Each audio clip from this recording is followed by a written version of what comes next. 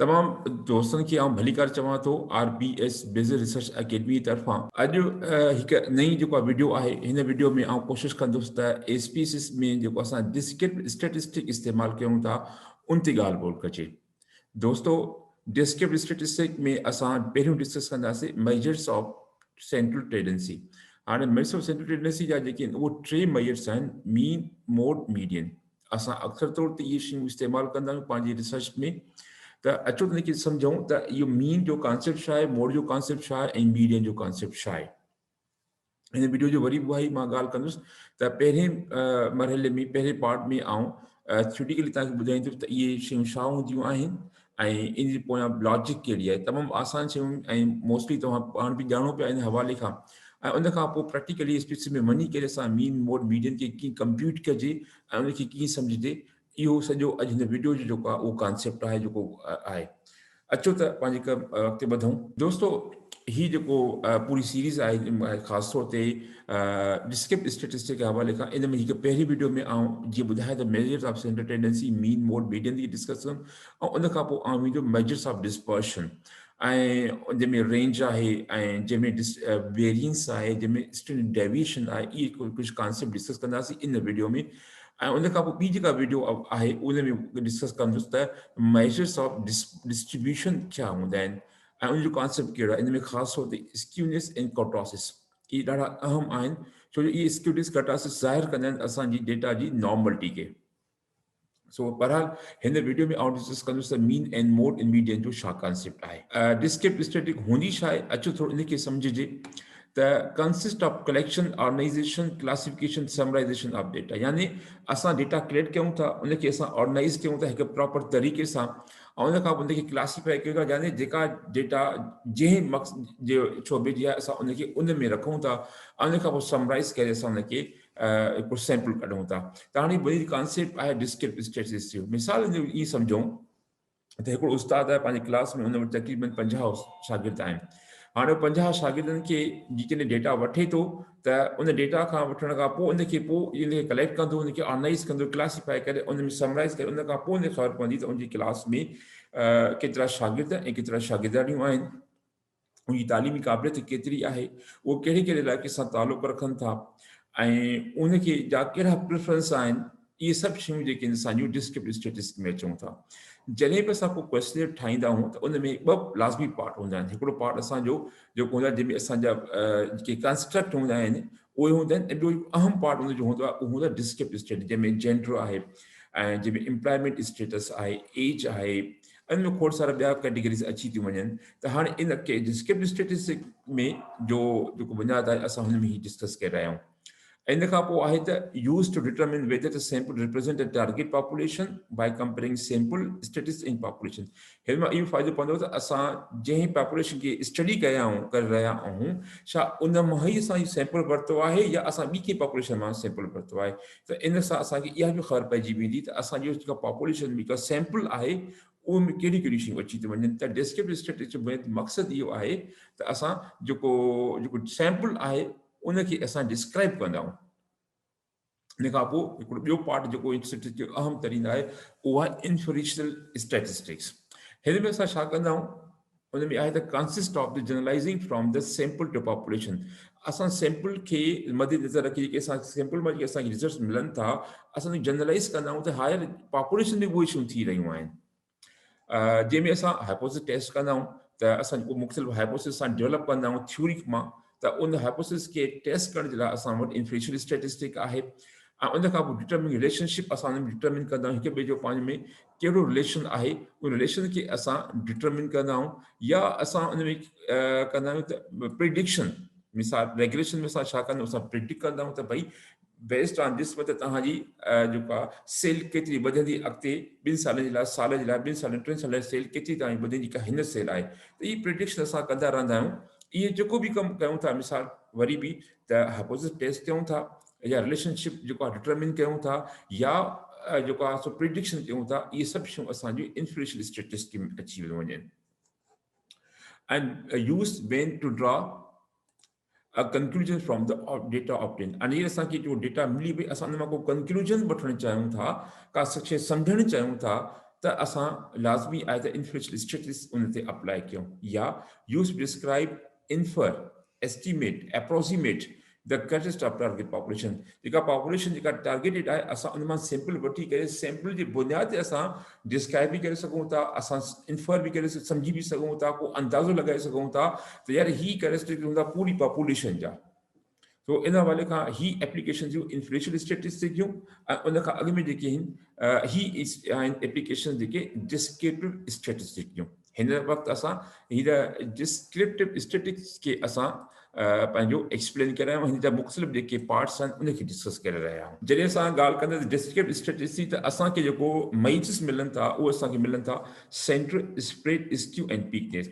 Centre यानी मर्कज़ जी data जो ॻोल्हणो आहे त उनजो मर्कज़ कहिड़ो आहे डेटा जो त उहो आहे असांजो मीन ऐं हिकिड़ो आहे नॉन मीन बेस्ड मेजर्स जंहिंमें मीन न निकिरंदो आहे उहे कहिड़ा आहिनि उहो मीन ऐं मोड ऐं मीडियन आहे जीअं त हीअ वीडियो बि असांजी मीन मोड मीडियन जे मुताबिक़ आहे त असां कोशिशि कंदासीं डेटा जी मर्कज़ियत किथे आहे मर्कज़ी पॉइंट कहिड़ी आहे डेटा जी मिसाल तव्हांजी क्लास में कुझु शागिर्द आहिनि हाणे उन शागिर्द जी एज मुख़्तलिफ़ थी सघे थी पर हिकिड़ी मिडिल एज कहिड़ी आहे उहा मर्कज़ी एज कहिड़ी आहे जंहिंमें असां सम्झी सघूं था त ओवरऑल तव्हांजी क्लास में ॿारनि जी एवरेज एज केतिरी हूंदी उन खां पोइ ॿियो जेको आहे उहो आहे स्प्रेड त डेटा केतिरी स्प्रेड थियल आहे केतिरी हिक ॿिए खां परे आहे जंहिंमें असां वटि मूवमेंट असां जेका चेक कंदा आहियूं उहो वेरियंस कंदा आहियूं या स्टैंडर्ड डेविएशन कंदा आहियूं ऐं इन खां पोइ रेंज आहे ऐं इंटरक्वार्टाइल रेंज आहे स्क्यूनेस स्क्यू आहे त डेटा केतिरी स्क्यू लेफ्ट आहे या राइट आहे उन में असां स्क्यूनेस चेक कंदा आहियूं ऐं ॿियो पीकनेस त तव्हांजी डेटा केतिरी पीक्ड आहे उहा असां चेक कंदा आहियूं तव्हांजी कोटासिस सां दोस्तों ही तो कुछ असम्पशंस ही तो कुछ इंपॉर्टेंट डिस्क्रिप्टिव हुयूं पर डिस्क्रिप्टिव हिकिड़ो ॿियो अहम जेको ॿियो हिकिड़ो पार्ट आहे उहो आहे असांजो बाइ वेरिएट एनालिसिस यानी असां हिते कमु कंदा आहियूं बाइ वेरिएट एनालिसिस में यानी ॿ वेरिएबल जे विच में रिलेशन कहिड़ो आहे उहो सिग्निफिकेंट आहे या यानी नेगेटिव रिलेशन आहे पॉज़िटिव ऐं उहो केतिरो सिग्निफिकेंट आहे इहो बि असां ॼाणण जी कोशिशि कंदा आहियूं ऐं इहो असां ॼाणींदा आहियूं कोरिलेशन कोएफिशिएंट मां अक्सर असां बाइ थीसिस में कोरिलेशन मेजर कंदा आहियूं कंहिं ॿिनि वेरिएबल जे विच में त हाणे उन मक़सदु इहो हूंदो आहे असां हिन में रिलेशन ॾिसूं त रिलेशन केतिरो आहे ऐं उहो रिलेशन जो टाइप कहिड़ो स्ट्रेंथ कहिड़ी आहे त इहो बि हिकिड़ो इंपॉर्टेंट हिकिड़ो टूल आहे डिस्क्रिप्टिव स्टैटिस्टिक्स जो अच्छा तंहिंखां पोइ असां डिस्कस कयूं थोरो वेरिएबल खे त वेरिएबल छा हूंदो आहे यानी ऐं वेरिएबल कहिड़ा टाइप्स हूंदा आहिनि वेरिएबल माना को अहिड़ो वेरिएबल जंहिं ते तव्हां कमु कयो था वेरिएबल जो मक़सदु आहे जेको वेरी करे जेको तब्दील थिए असां उनखे वेरिएबल चवंदा आहियूं जॾहिं तव्हां हिकु वेरिएबल ते कमु कयो था मिसाल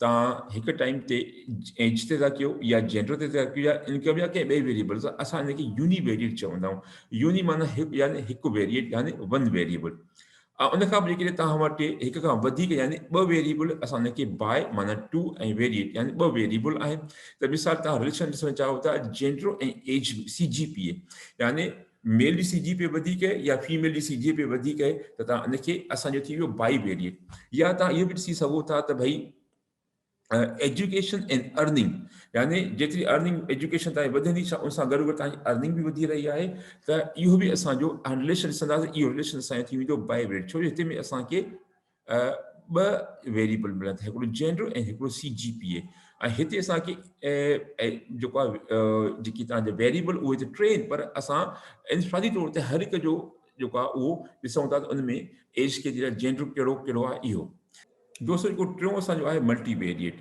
हाणे मल्टीवेरिएट खे कीअं डिफाइन कजे मल्टीवेरिएट खे ईअं डिफाइन करे सघो था यानी टे या टिनि खां वधीक जिते बि वेरिएबल हुजनि असां उहो मल्टीवेरिएट डेटा एनालिसिस थी वियो यानी असां मल्टीवेरिएट एनालिसिस थी वियो हाणे तव्हां ॾिसो था मिसाल तौर ते एज आहे एजुकेशन आहे प्रिजुडाइस आहे या ॿियो को ॿ टे वेरिएबल तव्हां मिलाए करे तव्हां जॾहिं इन ते को कमु कयो था त इनखे असां मल्टीवेरिएट एनालिसिस चऊं था अॼुकल्ह जेको आहे सो डेटा असांजा मॉडल्स आहिनि रिसर्च मॉडल्स आहिनि उहे ॾाढा कॉम्प्लिकेटेड थी विया आहिनि जंहिंमें असां खोड़ सारा वेरिएबल असां उन में विझी करे असां उनजो रिलेशन ॾिसूं था किथे असां मेडिशन कयूं था किथे मॉडरेशन कयूं था किथे कंट्रोल वेरिएबल कयूं था किथे ॿियो डमी वेरिएबल विझी करे असां मुख़्तलिफ़ मॉडल खे हिक ॿिए सां रन कयूं था हाणे इन जे करे ई जेको अॼुकल्ह जेको जदीद ई दौरु आहे हिन में मल्टीवेरिएट डेटा एनालिसिस ते तमामु घणो कमु थी रहियो आहे ऐं खोड़ सारा ॾाढा सुठा सुठा किताब बि लिखी चुका आहिनि मल्टीवेरिएट एनालिसिस ते ऐं हिन हवाले खां खोड़ सारा सॉफ्टवेयर बि अची चुका आहिनि जेके मल्टीवेरिएट डेटा एनालिसिस खे हैंडल कनि था हिकिड़ी वॾी वॾी लिमिटेशन एसपीसीसी इहा बि आहे त हू मल्टीवेरिएट डेटा खे एनालाइज़ खे हैंडल करणु ॾाढो ॾुखियो हूंदो आहे। मिसाल त ख़ासि तौर ते जॾहिं तव्हां वटि 2 डिपेंडेंट वेरिएबल हुजनि त उन मॉडल खे तव्हां एट ए टाइम तव्हां रन नथा करे सघो। त इहे कुझु लिमिटेशन खे नज़र में रखंदे हाणे सेकेंड जनरेशन जा सॉफ्टवेयर असां वटि अची विया आहिनि, जंहिंमें असां वटि स्ट्रक्चरल इक्वेशन मॉडलिंग आहे, जेका असां मुख़्तलिफ़ सॉफ्टवेयर में तव्हां रन करे सघो था। उन लाइ मिसाल एमोस आहे, स्पीसीस एमोस वारो आहे, ऐं उन खां पोइ स्मार्ट पीएलएस आहे, ऐं खोड़ सारा ॿिया सॉफ्टवेयर मार्केट में अवेलेबल आहिनि। मक़सदु चवण जी ॻाल्हि इहा आहे त अॼुकल्ह घणो जेको कमु आहे उहो मल्टीवेरिएट डेटा एनालिसिस ते थी रहियो आहे। ऐं बि कोशिशि कयो त तव्हां बि इन तरफ़ अॻिते अचो। डेफिनेशन हाणे अची वियो असांजो सेंट्रल टेंडेंसी आहे छा? ये असां ॻाल्हि कयूं था मई साहब सेंट्रल टेंडेंसी, त सेंट्रल टेंडेंसी आहे छा? उहो आहे त tendency is statistical measure that represent the single value of the entire distribution of data set. यानी असां जेके बि डेटा सेट पूरो आहे जंहिंमें खोड़ सारा वेरिएबल आहिनि, उन जो को हिकिड़ो ख़ासि वैल्यू कढी करे असां सम्झंदासीं त हाणे हिन डेटा जो बिहेवियर ई आहे। मिसाल जे तौर ते एवरेज जी मूं ॻाल्हि कई त तव्हांजी क्लास में एतिरा बि शागिर्द आहिनि, उनजी मुख़्तलिफ़ एज हूंदी। हाणे उनखे तव्हां एवरेज कढी करे हिकिड़ो वैल्यू तौर तव्हां चई सघो था त यार हिन क्लास जी एवरेज एज हेतिरी आहे। त इहो ॿिनी तौर ते असांखे सेंट्रल या मर्कज़ियत जेका आहे उहा असांखे ख़बर पइजी वई। त इहो डेफिनेशन आहे सेंट्रल टेंडेंसी। ऐं ॿियो, it aims to provide accurate description of the entire data in distribution। जेका बि तव्हांजी पूरी डेटा आहे असां इन जी जेको आहे एक्यूरेट डिस्क्रिप्शन इनखे सही तरीक़े सां डिस्क्राइब करे सघो था मय्यर साहब सेंट्रल टेंडेंसी यानी मीन, मोड एंड मीडियन जे ज़रिए सां। तंहिंखां पोइ हाणे मीन जेको आहे उनखे कीअं मय्यर कजे? ॾाढो कॉमन, तमामु घणो कॉमन जेको आहे उहो मय्यर आहे सेंट्रल टेंडेंसी जो, ऐं अक्सर तौर ते इहो इस्तेमालु थींदो रहंदो आहे। तव्हां ॼाणो था सिंपली जेको आहे फॉर्मूला बि आहे mean that is equal to sum of the values total number of the cases. ऐं उन खां पोइ जेको ॿियो असांजो आहे उहो आहे मोड। माने मोड जो मक़सदु आहे तव्हांजे डेटा में जेको सभ खां वधीक जेको हुजे value, most frequently occurring attribute. मिसाल तव्हांजी जेका डेटा आहे उहा 1 खां 5 आहे, त हाणे तव्हां मोड जो मक़सदु आहे त तव्हांजी डेटा में सभ खां वधीक कहिड़ो वैल्यू आहे, इधर 1 आहे, 2, 3, 4, 5 जेको बि आहे, इन खां में सभिनी खे वधीक कहिड़ो आहे, थी सघे 4 बि हुजे, थी सघे 3 बि हुजे। ऐं हिन में वरी कॾहिं कॾहिं ईअं थींदो आहे त बाय मॉडल बि अची वेंदा आहिनि, यानी 1 खां वधीक जेकी आहिनि। मिसाल तव्हांजे डेटा में 3 जो नंबर उहो 24 दफ़ा 3 आयो आहे ऐं 24 दफ़ा वरी 2 बि आयो आहे, त हाणे इहा डेटा असांजी बाय मॉडल डेटा आहे जंहिंमें 2 मोड अची विया। The definition is the mode is a value there of the most frequent observation। तंहिंखां पोइ आख़िरी जेको हिन जो आहे उहा median, middle attribute in the rank distribution of the observe. हाणे हिन लाइ लाज़मी इहो आहे त पहिरियों तव्हां उनखे सॉर्ट कयो असेंडिंग ऑर्डर में, ऐं पोइ उनजो मिडिल वैल्यू कहिड़ो आहे, विच वारो वैल्यू कहिड़ो आहे उहो। जीअं हिन डेफिनेशन में आहे त median is a value that occupies a middle position, यानी असां मीडियन उनखे चऊं था जेको तव्हांजे डेटा जो विच वारो पॉइंट हुजे।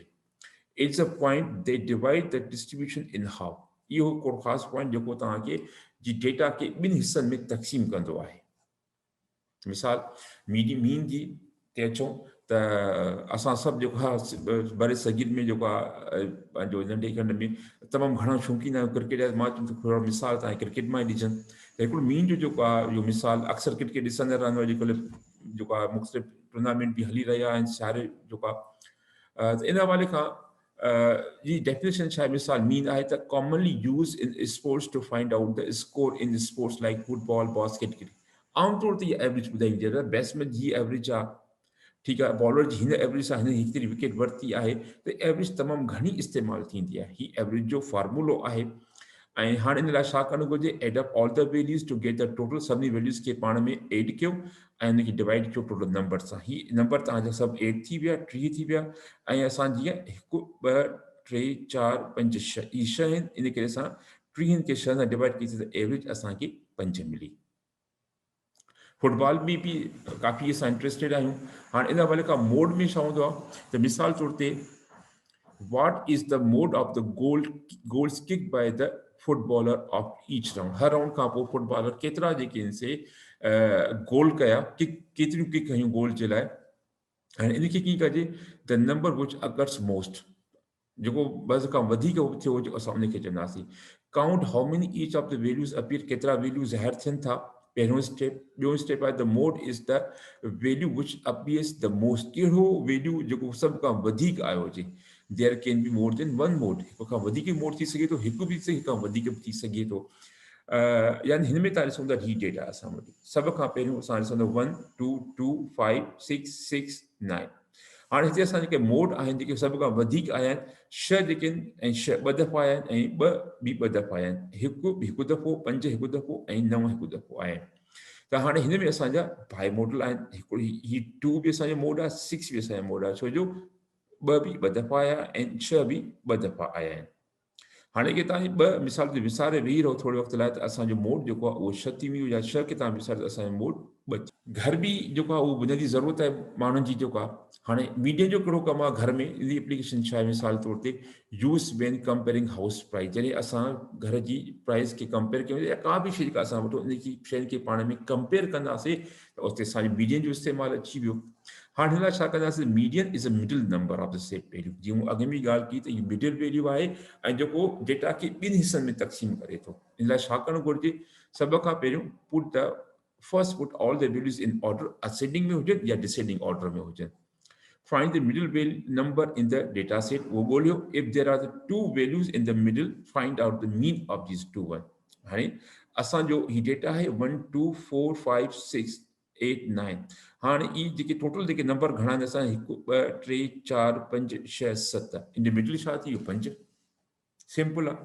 जेकॾहिं असांजी मिसाल ही असांजे जेके आहिनि ऑड नंबर आहिनि, पर जेके असांजे इवन हुजनि. मिसाल हिते असांजो 11 हुजे त पोइ छा कजे आहे त पोइ उन में असांजो जेको मीडियन जेको ईंदो विच वारा 2 वैल्यूज़ आहिनि उनखे जोड़ करे उनखे डिवाइड 2 सां कंदासीं त असांखे उहो मीडियन मिली वेंदो. यानी डेटा असांजी ऑड आहे त ॾाढो आसान आहे. जेको विच वारो वैल्यू असांजी मीडियन थी. जेके डेटा असांजी इवन आहे त विच वारे जेके 2 वैल्यू आहिनि उनखे डिवाइड इनखे जोड़े ऐं उनजी जेके 2 सां डिवाइड कयूं या उनजी एवरेज कढंदासीं त असांखे मीडियन मिली वेंदो. त हाणे असांखे ख़बर पइजी वेंदी त कंहिं ख़ासि लोकेलिटी में जेके घर आहिनि उनजे घर जी एवरेज जेका आहे या मीडियन जेको मिडिल वैल्यू आहे उनजी प्राइस केतिरी आहे या एतिरा घटि में घटि मूं वटि पैसा हुजनि जो मां उहो घरु वठी सघां. हीअ सभु शयूं जेके आहिनि असांजो मीन मोड मीडियन इहे सभु अची विया हिन में. हाणे हिन में असांजा ही कुझु जेके आहिनि असांजा रिस्पोंडेंट आहिनि जंहिंजो असां डेटा कलेक्ट कई आहे. एज, GPA, जेंडर ऐं केतिरा कलाक हू पढ़ंदा आहिनि. हाणे उन में ही नाला आहिनि आमना, हमज़ा, अली, मोहम्मद मुख़्तलिफ़ आहिनि. हाणे इन जो सम छा थी वियो. टोटल एज जेका हिन जी 251 आहे. GPA 36 आहे. ही मेल फीमेल ऐं जेको टोटल जेके स्टडी अवर्स आहिनि उहो 59 आहिनि. हिन जो मीन जेको आहे उहो एज जेको आहे उहो 19.3. हाणे इहो मीन 19 पॉइंट कीअं थियो. हिन मां असांखे ख़बर पइजी वई. ही आहे जंहिं मां असांखे 19.3 जेको असां निकितो. हाणे तव्हां ॾिसंदव त हिते जेको असांजो मीन आहे उहो 19 साल आहे. हाणे तव्हां जेके बि असां ॾिसंदव त डेटा जेका उहो तक़रीबन 19 सालनि जी तमामु वेझो आहे. थोरी घटि आहे का वधीक आहे, मक़सदु आहे घणी वेझो. त हाणे जेके इन में को घणो फ़र्क़ु हुजे त पोइ असां थोरो परेशान थियूं त यार ही डेटा जो जेका एवरेज एॾी हाई छो. एॾी हाई हुजण जो जेका मिसाल 19 आहे जेके हिते असांजी 29 हुजे त मतिलबु को इशू आहे तव्हांजी डेटा सां. त हिते जेका डेटा जा वैल्यूज़ जेके आहिनि यानी हिन 20 खां वठी करे 23 ताईं जेके वैल्यूज़ आहिनि इहे 19 जे मीन जे आसपास आहिनि. त इहो असांखे ख़बर पइजी वई त हिन क्लास में जेका एवरेज एज आहे उहा 19. हाणे इन में असां इहो बि सम्झी सघियोसीं त भई जेके बि पंहिंजो शागिर्द आहिनि हिन क्लास में इहे तक़रीबन सभु जेके यंग आहिनि. पर जेकॾहिं इहा एवरेज एज असांजी 59 हुजे हा या 49 हुजे हा असांजी सम्झूं हा त इन क्लास में जेके बि शागिर्द आहिनि उहे तक़रीबन ओल्ड एज आहिनि. या जेकॾहिं इहा एज जेका असांजी 11 12 या 13 साल एवरेज हुजे 13 त असां सम्झूं था जेके बि शागिर्द आहिनि इन क्लास में इहे सभु टीन एजर्स आहिनि. GPA आहे त GPA बि असांजी मीन उहो 2.8 आहे. त यानी असांजो मक़सदु इहो आहे त जेके बि तक़रीबन जेके शागिर्द आहिनि उहे जेको आहे उहो तक़रीबन जेका उनजी आहे उहो C ऐं B जे विच में उनजा जेके ग्रेड आहिनि. छो जो C ऐं B जेको आहे इन GPA में उहो नॉर्मली मिलंदो आहे. मेल फीमेल जो त को एवरेज मीन थी कोन थो सघे. तव्हां जेके मर्द औरत खे कीअं करे सघंदव. अच्छा उन खां पोइ जेको अवर्स आहे उहो आहे 4. तक़रीबन माना जेके माण्हुनि जेके ॿार आहिनि उहे 4 अवर्स 4 कलाक पढ़नि था एट इन एवरेज.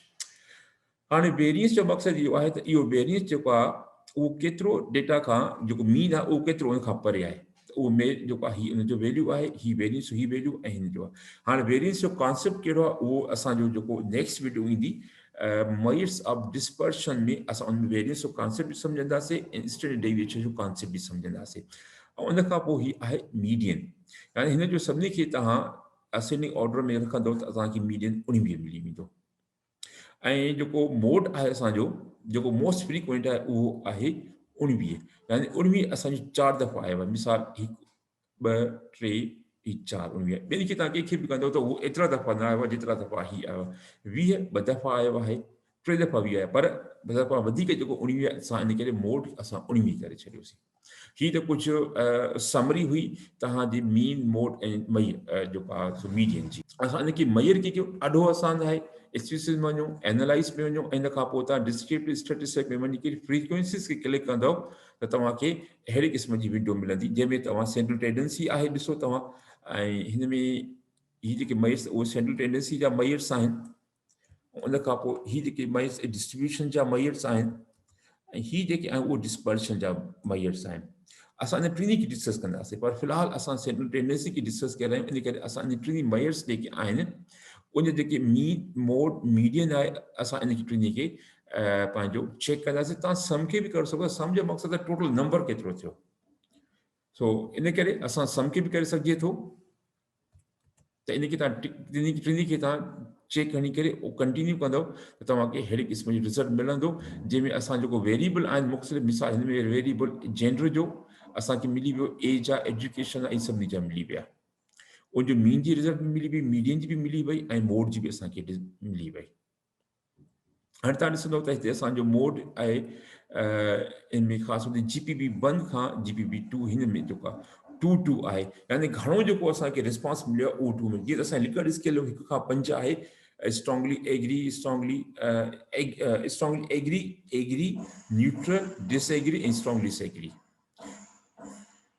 इहे असांजा 5 जेके असांजा त तक़रीबन जेको मोड आहे त घणनि माण्हुनि जेको आहे असांजो उहो 2 खे जेको आहे प्रेफर कयो आहे। ऐं जेको असांजो मीन आहे त तक़रीबन माण्हू जेके आहिनि उहो ईअं ज़ाहिर थी रहियो आहे त हिन में माण्हू स्ट्रॉन्गली एग्री आहिनि, ऐं हिन में उहे माण्हू जेके आहिनि जेके मोस्ट रेस्पॉन्डेंट आहिनि, या त उहे एग्री आहिनि या डिसएग्री आहिनि, या एग्री आहिनि सॉरी, या वरी उहे जेके न्यूट्रल आहिनि। यानी इन में असांखे डेटा में जो घणो डेटा में असांखे जो घणो महसूसु थिए थो त उहो इहो ई आहे त जेके असांजा आहिनि रेस्पॉन्डेंट, उन्हनि जेको आहे तक़रीबन जेको आहे या त उहे एग्री आहिनि या वरी न्यूट्रल आहिनि। तंहिंखां पोइ वरी उहा ई ॻाल्हि त मां हीअ 3 बुक रिफर कंदो आहियां, तव्हां बि कोशिशि कयो इहे बुक रिफर कयो त जीअं तव्हां इन शयुनि खे सम्झी सघो। हाणे अचो त असां पंहिंजे प्रैक्टिकल पार्ट तरफ़ वधूं था। दोस्तो अचो त हाणे असां पंहिंजे प्रैक्टिकल पार्ट तरफ़ हलूं था। हीअ असांजो जेको डेटा सेट आहे जंहिंमें असांजा कुझु वेरिएबल आहिनि, जंहिंमें असांजो जेंडर आहे, एजुकेशन आहे, कुझु वेरिएबल आहिनि, हिकु एज न्यू ऐं हिकिड़ी एज ओल्ड आहे। हाणे अचो इनखे अप्लाई कयूं त इन जा मीन मोड मीडियन असां कीअं कढूं। तमामु आसान आहे। एनालाइज़ में वेंदासीं, डिस्क्रिप्टिव स्टैटिस्टिक्स फ्रीक्वेंसीज़ में आयासीं त हिन खे तव्हां रीसेट कंदासीं। रीसेट करण खां पोइ असां हिनखे सिलेक्ट कंदासीं ऐं हिनखे असां हेॾे मूव कंदासीं। स्टैटिस्टिक्स में असांखे छा खपे? स्टैटिस्टिक्स में असांखे सेंट्रल टेंडेंसी जा जेके मयर्स आहिनि उहे खपनि। उहे 3 मयर्स आहिनि, असां टिनी खे चेक कंदासीं। हीअ मयर्स आहिनि डिस्पर्शन जा, ऐं हीअ मयर्स आहिनि असांजा डिस्ट्रीब्यूशन जा। त असां कंटिन्यू कयूं ऐं ॿिए कंहिं खे बि जेको आहे सो असांजी ज़रूरत कोन्हे फ़िलहालु, ऐं असां ओके कंदासीं। जीअं असां को कयोसीं त दोस्तो असांखे अहिड़े क़िस्म जो टेबल मिलियो जंहिंमें ही स्टैटिस्टिक आहे, जंहिंमें असांजा मीडियन ऐं मोड जा रिज़ल्ट्स आहिनि, ऐं इन खां अलावा ही इन जी हर हिकु जेकी एजुकेशन आहे उन जी मुख़्तलिफ़ जेके असांजी टेबल में रिज़ल्ट्स आहिनि। अचो सभ खां पहिरियों इनखे सम्झण जो कॉन्सेप्ट छा आहे। हाणे जीअं मीन जेको आहे उहो असां सम्झोसीं त मीन जेका उहा असांजी एवरेज आहे। त जेंडर असांजो जेको आहे उहो आहे 1 आहे मेल ऐं 2 आहे फीमेल। त हाणे ज़ाहिर आहे इन जो जेको मेल ऐं फीमेल जो जेको आहे को जेंडर जेको मीन निकिरंदो ई कोन्हे, ज़ाहिर आहे उहो हिकु ई थींदो। ऐं मीडियन जेको उनजो मिडिल पॉइंट उहो 1 आहे। त माना सभ खां वधीक जेको उन मिडिल आहे, यानी मिडिल जो मक़सदु जो आहे त उहो 1 आहे, ठीकु आहे। ऐं मोड जेको घणो जेको उन में आहे उहो 1 आहे। हाणे उहो कीअं तव्हां ॾिसी सघंदव? हाणे तव्हां हिन में ॾिसंदव त जेंडर में असां ॾिसूं था मेल असां वटि 200 आहिनि। एके तव्हां ॾिसो था त मेल जो मोड जेको आहे उहो वधीक आहे, छो जो असांजो जेको कोडिंग असां डेटा में कई आहे उहो 1 फॉर मेल 2 फॉर फीमेल अच्छा एजुकेशन जे हवाले खां ॾिसंदासीं त वैल्यू 200 आहे, कोई मिसिंग आहे, मीन इन जो 1.9592 आहे। त ऐं उन खां पोइ असांजो मीडियन 2 आहे ऐं मोड असांजो बि उहो 2 आहे। हाणे इहो ही एजुकेशन जी कैटेगरी आहे, जंहिंमें इंटरमीडिएट असांजा 52 आहिनि, ग्रेजुएट असांजा 113 आहिनि, पोस्ट ग्रेजुएट 35 आहिनि, टोटल मिलाए करे इहे 200 थी विया। हाणे इन में असां मीन जेको 1.9, हिन सभिनी खे असां ॾिसंदासीं त असांजो 1.9 आहे असांजो मीन। हाणे हिन में असांजे वटि जेको इंटरमीडिएट मिसाल 1 आहे, ग्रेजुएशन 2 आहे ऐं पोस्ट ग्रेजुएशन 3 आहे, जेका असां कोडिंग कई आहे। त हाणे 1 to 3 आहे हिन जो। हाणे जॾहिं 1 to 3 अची वियो त इन में असां जेको मीन जेको उहो 1.92 आहे, मिडिल वैल्यू, ऐं जो मीडियन जेको विच आहे उहो 2 आहे, 1 2 3, ऐं जेको मोड आहे फ्रीक्वेंटली उहो आहे 2 इन करे जो असांजो 1 मिसाल इंटरमीडिएट आहे, 2 असांजी ग्रेजुएशन आहे, 3 असांजो पोस्ट ग्रेजुएशन आहे। त हिन में असांजो 2 इन करे आहे त असां ॾिसो था त ग्रेजुएशन वारो 113 सभ खां वधीक इहो अचो, यानी तव्हांजी डेटा में सभ खां वधीक 2 आहे, इन जे करे तव्हांजो मीडियन जो मोड उहो तव्हांजो 2 आहे। अच्छा एक्स में तव्हां ॾिसंदासीं हाणे की असांजा वेरिएबल आहिनि, उन में असांजी जेकी लिकर्ड स्केल 5 आहे, त x1 में मिसाल ही असांजी लिकर्ड स्केल 5 आहे। स्ट्रॉन्गली एग्री 33 आहिनि, एग्री असांजा 75 आहिनि। हाणे मिसाल स्ट्रॉन्गली एग्री जेको आहे उहो 1 आहे इन जो कोड, ऐं स्ट्रॉन्गली एग्री इन जो कोड 2 आहे, ऐं इन खां पोइ न्यूट्रल जो कोड 3 आहे, डिसएग्री जो 4 आहे, ऐं स्ट्रॉन्गली डिसएग्री जो 5 आहे। त हाणे सभ खां वधीक घणा जेके रिस्पॉन्स असांजा उहे आहिनि एग्री जा, 75 आहिनि।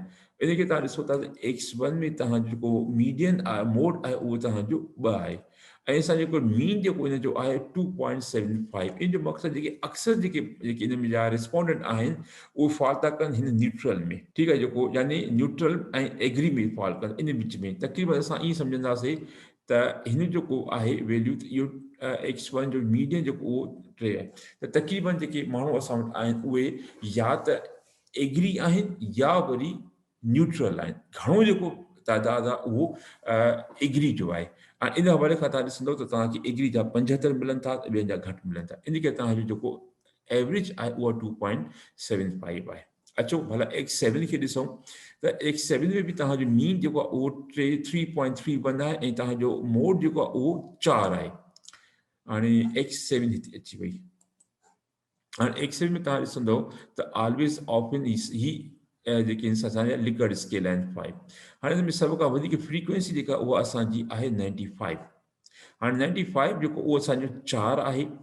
त इन हवाले खां असां ऐं हिन में असां ॾिसंदासीं त एवरेज जेको आहे उहो 3.3 आहे। इन जो मक़सदु आहे त x7 में जेको आहे उहो 3 आहे, तक़रीबन जेको आहे 3.3, तक़रीबन इहो थी वियो रेयरली, यानी इन जेको सवाल जेको बि आहे जेको सवाल उन में जेको तक़रीबन जेको माण्हुनि जेको रिस्पॉन्स ॾिनो आहे उहो रेयरली, यानी तमामु घटि इहो अमल कंदा आहियूं। ऐं तंहिंखां पोइ मोड जेको आहे हिते ही 4 आहे। 4 मोड हुजण जो सबबु जेको आहे उहो इहो ई आहे सिर्फ़ु त सभ खां वधीक जेको इस्तेमालु थियल आहे जेको नंबर आहे उहो 95 आहे। ही 1 ऑलवेज 2 ऑफन 3 समटाइम ऐं रेयरली चौथों जेको सभ खां वधीक रिस्पॉन्ड आहे। इन हवाले खां असां जेको इन में जेंडर आहे उहो असांजो जेको मोड आहे उहो असांजो उहो 4 आहे। इन हवाले खां असां इहे जेके इनखे असां सम्झी सघूं था। त हाणे हीअ त असांजो जो मीन, मोड ऐं मीडियन असां कीअं करूं, उनखे कीअं सम्झूं, इन हवाले खां। दोस्तो इन ते ही अॼु ही वीडियो को इख़्तिताम कयूं था। ऐं पूरी उमेद कयां थो त तव्हांखे ही वीडियो ॾाढी पसंदि आई हुई, छो जो हिन में काफ़ी जेकी शयूं आहिनि मां तफ़सीलन जेको आहे मीन, मोड ऐं मीडियन खे एक्सप्लेन कयो आहे, कुझु मिसाल बि तव्हांजे साम्हूं पेश कया आहिनि। वरी बि इहा उमेद आहे तव्हां हिनखे पसंदि कयो आहे त शेयर करे वठो त ॾाढो भलो थी वेंदो। ऐं हिन सां ई अॼु जी वीडियो जो इख़्तिताम कयूं।